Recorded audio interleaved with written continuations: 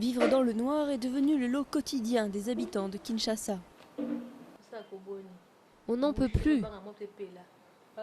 Pour étudier, j'utilise cette lampe qui n'éclaire pas tellement. Que voulez-vous qu'on fasse? Depuis 3 mois, il est rare d'avoir de l'électricité 2 jours d'affilée. Et quand la nuit tombe, la capitale de la République démocratique du Congo ressemble à un trou noir. Une situation qui fait vendre beaucoup de groupes électrogènes, mais beaucoup n'ont pas les moyens de s'en procurer.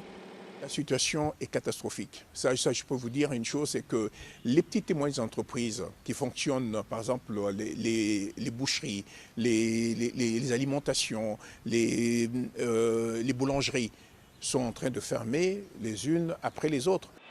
Le problème s'étend au-delà de Kinshasa jusqu'en province. En cause, la baisse exceptionnelle des eaux du fleuve Congo. Son débit s'est réduit de moitié et le niveau de l'eau a baissé de 3 mètres. Du coup, l'eau restante charrie de grandes quantités de sable qui se déposent dans les machines du barrage d'Inga. Alors quand le niveau baisse, qu'est-ce qui va se passer?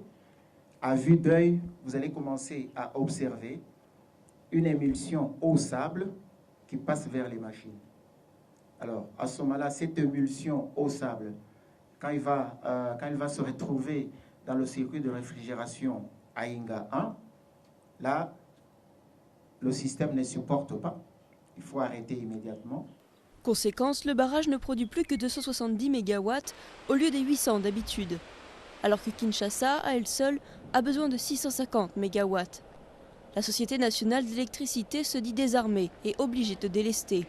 Elle coupe le courant de manière intempestive pour empêcher que la tension ne s'effondre dans tout le réseau.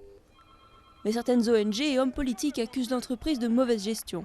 Ils estiment que le fleuve doit être mieux dragué pour éviter le problème.